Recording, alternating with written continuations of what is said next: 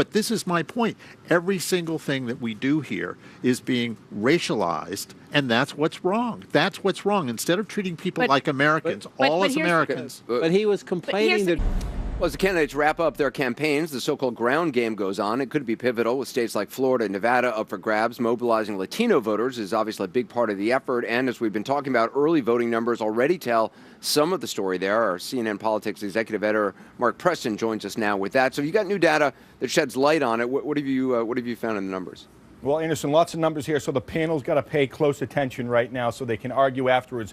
Nearly 37 million people have voted in 39 states nationwide. Now, John King last hour described this as this is possibly the year of the Latino. Well, right now, 27.3 million Hispanics are eligible to vote. It's about 12% of the electorate. Let's first look at Florida as we talk here. Florida, a little more than 5.7 million. We think that number is actually a bit higher right now, have already early voted in the state that has closed. But let's look into the demographics right now. Specifically, let's look at these numbers and see what has increased and what has decreased. Well, 41% of the white vote has increased, about 13% of the African-American vote. But look at this number right here.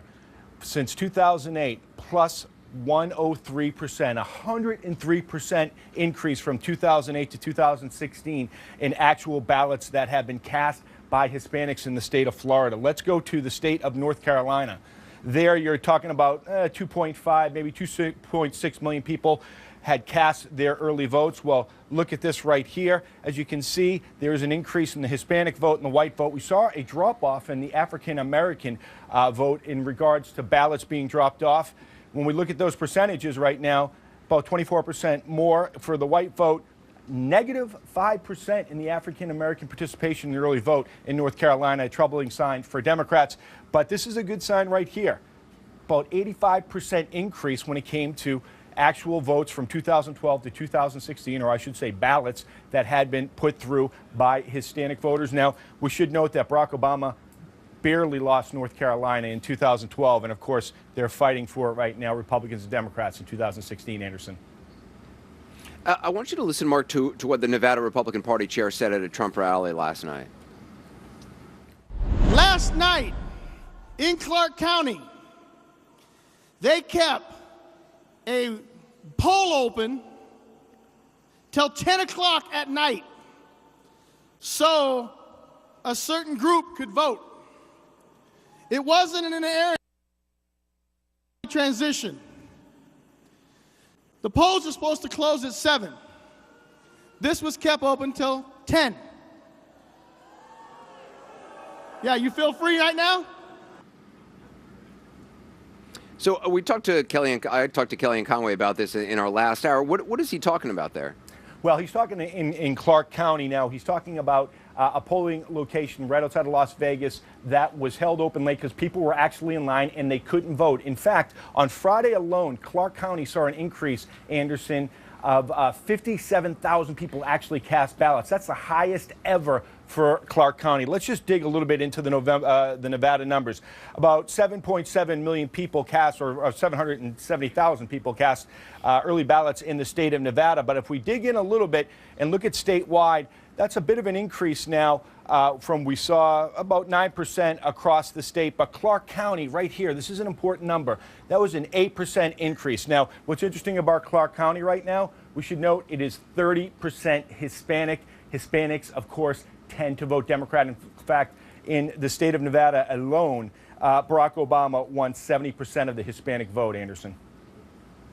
All right, Mark Preston. Mark, thanks for joining the panel now. Senior political reporter Nia Malika Henderson. I mean, Nia, it's interesting to hear the Nevada Republican there talking about this as if it's some sort of grand conspiracy or system that is rigged. These are people who are online at the right time to vote. Just the line was very long, so they kept the ballot open. And you almost hope that those folks in the audience already cast their ballots too. I mean, you've got all of this organization that has gone on by the Democratic campaigns in states like Nevada, in states like Florida, and we are seeing this Latino surge. I mean, it was sort of but the point is, I mean, if somebody's online at the appropriate time to vote, they should be allowed to vote. Legal, but I think from the Trump campaign. I mean, they have been talking about this rigged election for days and days and days, Right. and the assumption has always been it will be rigged by certain people, certain black people. But just to certain use that as an example of rigging is just factually incorrect. These certain people,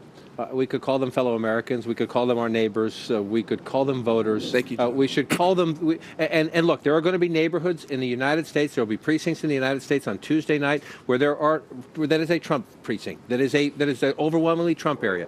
And there will be people in line, and the poll closing will come. And they better stand there, and they should bring them water, and they should wait. And if it takes till sunup, and let them vote. This is the thing that drives me nuts, in the sense that it should be easier for people to vote. Number one, and a Republican Party that's in a ditch when it comes to Latino voters, African American voters, and increasingly Asian voters. Asian voters used to be a Republican constituency. They now vote in the same percentage as Latinos against the Republican Party.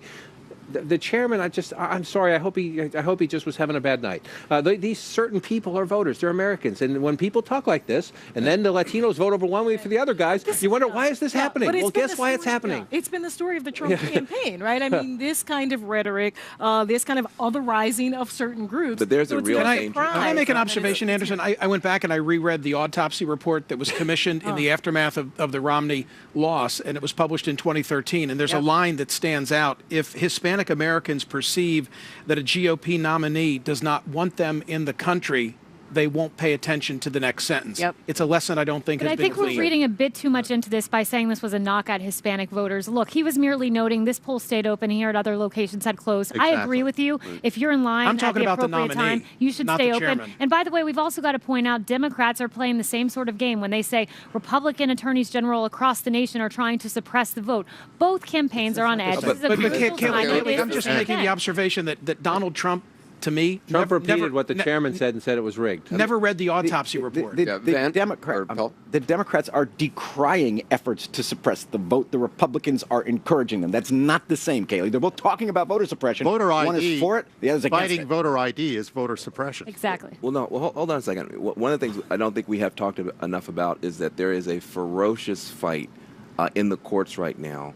And unfortunately, it is against Republican attorneys general and Republican legislatures that have seemed to almost surgically design new rules and new restrictions that offend the judges. I'm not talking about partisan Democrats. I mean judges that are saying there seems to be no logical explanation for some of these new voting rules except to go after black voters. Now, that's not me. That's the judges. And so we need to applaud actually these a lot of young lawyers out there who are fighting this fight in the courts and actually winning these fights in the court to try to keep these bad laws at bay. My point is, Van, though, that a lot of times we see the left use, voter ID is a good example. Right. They use that to say this is the reason there is low black turnout. When meanwhile, there's a PolitiFact article that in 2012 in states that had voter ID, actually black turnout was higher, which negates the whole left's argument that blacks aren't turning out because of voter ID. So you guys play the But same this game is- that but this is- Republicans But do. do you know why that is?